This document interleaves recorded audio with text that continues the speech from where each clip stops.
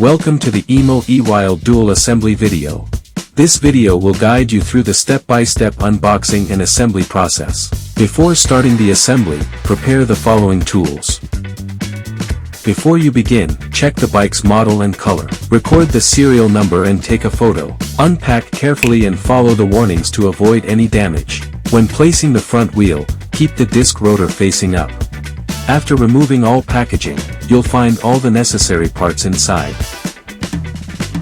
Let's start with the handlebar installation. First, start by using a 4mm hex key to remove the stem faceplate and hardware, and keep it.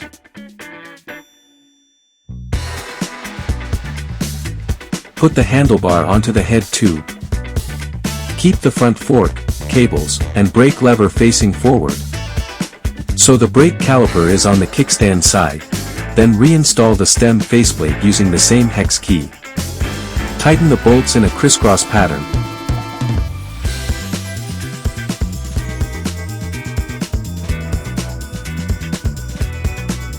And adjust the handlebar angle to your preference before fully tightening.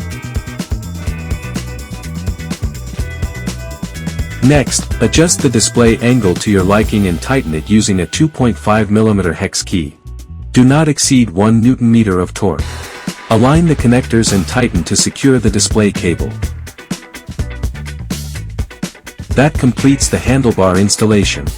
Now, let's install the front wheel. Remove the axle protector and axle from the front wheel. Remove a spring and the nut from the axle. Insert the axle from the disc brake rotor side, through the center of the tire. Then, reinstall the spring and nut. Do not tighten yet. Remove the brake pad spacer.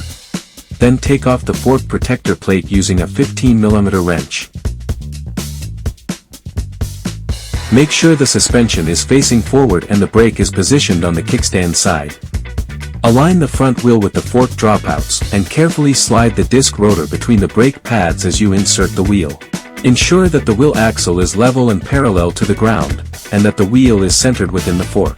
The lever shouldn't touch or point at the front suspension. Keep it angled slightly upward. Next, tighten the nut. If the quick release closes too easily, it's too loose. If it won't close, it's too tight. It should take firm pressure and leave a small mark on your hand. Now tuck the lever into the cam curve and press it inward to lock it.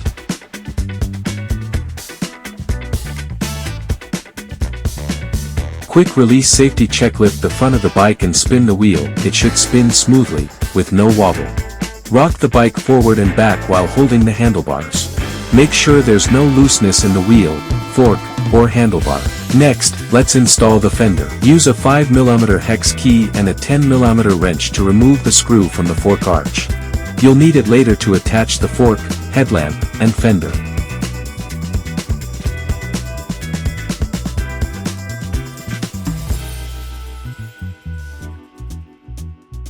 Before fully tightening, slightly lift the fender to leave a small gap between it and the tire. Use the same hex key and wrench to secure the fender.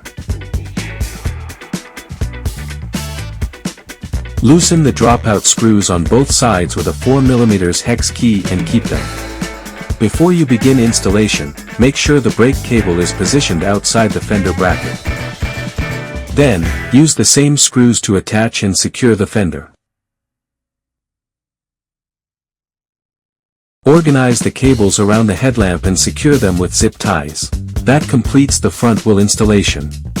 Next, let's install the seat. Loosen the seat post clamp, adjust the height to your preference. Make sure the slot on the seat post clamp is aligned with the opening on the frame. Position the lever into the cam curve and press to lock. Install the pedals next. Identify the left and right pedals based on the markings. Attach each pedal to its corresponding crank arm. Tighten the right pedal clockwise, then secure it with a wrench. Tighten the left pedal counterclockwise, then secure it with a wrench.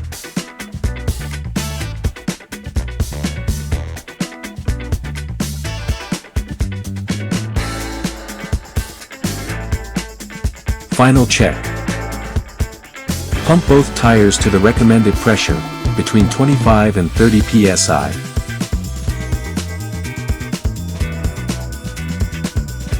Check and tighten all screws securely. Make sure they meet the recommended torque values. Use straps to secure the bike frame and battery.